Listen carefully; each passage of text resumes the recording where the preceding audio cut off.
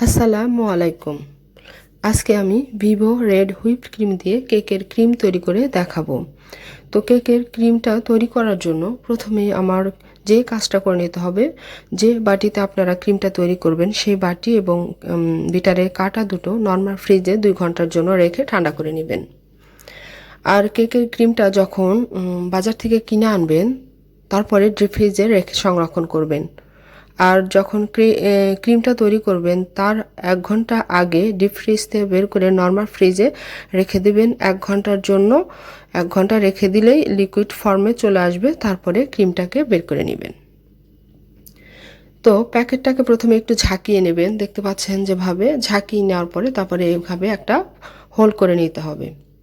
তো আমি হোল করে নিয়েছি আর ক্রিমটাকে বের করে নিচ্ছি। 1/2 কাপ পরিমাণ ক্রিম নিয়ে নিচ্ছি। তো ক্রিমটা নেওয়ার পরে এখন আমি বাটির মধ্যে ঢেলে নিলাম। আর এইখানে এই প্যাকেটটাকে সিল করে আবার ডিপ ফ্রিজে সংরক্ষণ করতে হবে। তো দেখতে পাচ্ছেন এইভাবে এটাকে একদম এয়ার টাইট করে সিল করে নেবেন। দেখতে পাচ্ছেন এভাবে সিল করে তারপরে এটাকে আবার ডিপ ফ্রিজে সংরক্ষণ করতে পারবেন।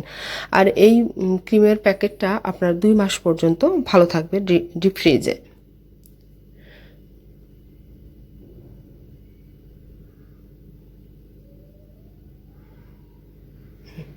এখন আমি বিট করব।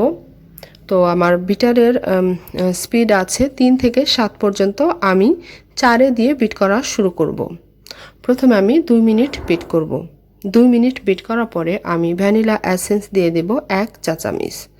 আপনারা চাইলে ভ্যানিলা এসেন্স এবং চিনিও আইসিং সুগার দিতে পারেন 1 টেবিল চামচ। আমি আইসিং সুগারটা দিচ্ছি না, আমি শুধু ভ্যানিলা এসেন্স দিচ্ছি। ভ্যানিলা এসেন্সটা দেওয়ার পরে আরও 4 মিনিট আমি বিট করে নিব। আর বিটারের স্পিডটা কিন্তু ওই একই থাকবে। তো দেখতেই পাচ্ছেন একটা সুন্দর ক্রিম তৈরি হয়ে গেছে, একদম পারফেক্ট একটা কেকের ক্রিম তৈরি হয়ে গেছে। এই ক্রিমটাকে আপনারা এয়ারটাইট কন্টেনার মধ্যে ভরে নর্মাল ফ্রিজে 3 দিনের মতো সংরক্ষণ করতে পারবেন। এবং ডিপ ফ্রিজে যদি রাখেন এই ক্রিমটা আপনার 1 মাস পর্যন্ত ভালো থাকবে। ক্রিমটা ঠিকঠাক তৈরি হয়েছে কিনা সেটা কিভাবে দেখবেন? ক্রিমটা তৈরি করে নেওয়ার পরে আপনারা বাটিটা উপর করে ধরবেন। যদি দেখেন যে ক্রিমটা পড়ে যাচ্ছে না, কিছুক্ষণ ধরে রাখবেন। যদি ক্রিমটা না পড়ে যায় তাহলেই বুঝতে হবে আপনার ক্রিমটা পারফেক্ট ক্রিম তৈরি হয়েছে।